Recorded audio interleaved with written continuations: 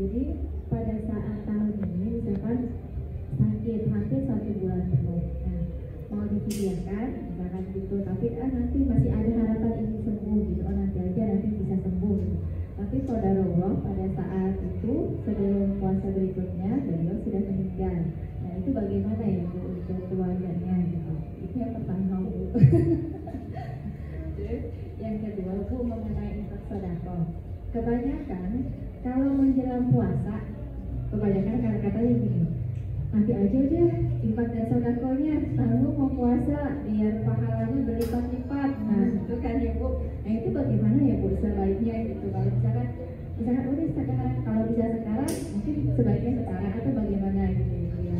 Terus yang ketiga mengenai yang membatalkan saat dalam perjalanan, kalau puasa itu ada batasannya tidak Bu? Bisa nggak gitu kita Allah membolehkan bagian perjalanan? Mungkin demikian Ibu, terima kasih. Assalamualaikum. Terima kasih. Assalamualaikum. Oke, saya jawab nanti, tolong saya lupa, saya juga kesepuan ketika saya lupa. Ibu, pertanyaan yang pertama tadi sakit, tapi mungkin kalau boleh saya katakan itu hampir sama dengan sakit yang menaun, karena sudah berharap sebenarnya awalnya sudah berharap sembuhlah, nanti kan akan membayar puasanya di bulan yang lain. Ternyata Allah belum memberikan kesembuhan juga, bahkan sampai Allah memanggilnya padahal dia belum berpuasa. Ini bisa difidyahkan untuk keluarga ataupun keluarga ahli warisnya loh maksudnya. Ini juga boleh menggantikan puasanya kalau mau. Kalau tidak ya difidyahkan. Kasihan kalau tidak kita bantu semacam itu, kan berarti si ibu atau bapak itu, orang itu masih berhutang puasa, karena bisa ditutup dengan membayar fidyah atau diganti dengan puasa oleh ahli warisnya. Itu yang pertama. Kemudian pertanyaan yang kedua tadi masalah sedekah. Karena kita mengetahui bahwa bulan puasa, bulan Ramadan adalah bulan yang penuh dengan maghfirah. Berarti dengan kata lain kita menunda amal kita untuk diberikan nanti di bulan Ramadan. Sebaiknya pada waktu kita sudah niat untuk melakukan kebaikan, cepat-cepat kita lakukan. Jangan menunda kebaikan, karena kita tidak tahu besok, lusa, dan seterusnya. Ramadan ketemu Ramadan Bu, ya. Biar Ramadan, semoga sih nanti Ramadan saya masih tetap bisa memberikan infak, memberikan sedekah yang bahkan mungkin lebih banyak lagi. Kita tidak tahu, itu semua rahasia Allah, ya. Jadi jangan menunggu, nantilah. Sama dengan Sewu haji. Itu aja seperti itu, ya.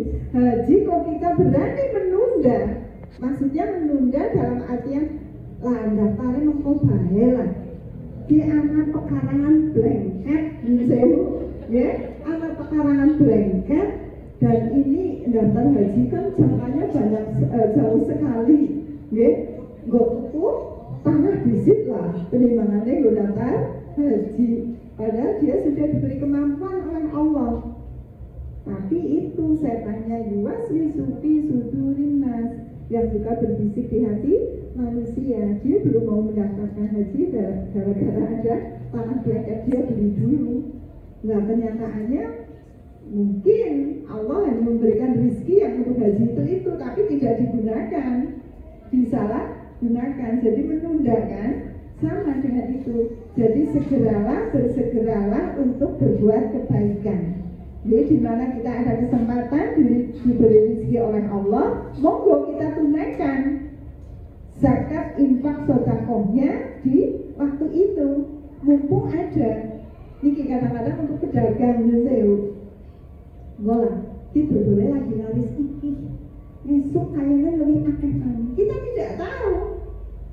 Barangkali besok malah orang ayu, uang yang seharusnya, yang semula, yang awalnya akan diinfakkan ternyata untuk modal.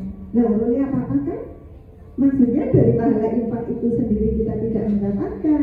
Kita ada kerugian karena uang yang seharusnya kita keluarkan untuk di jalan Allah ternyata untuk mengganti dagangannya, untuk mengganti modalnya kan.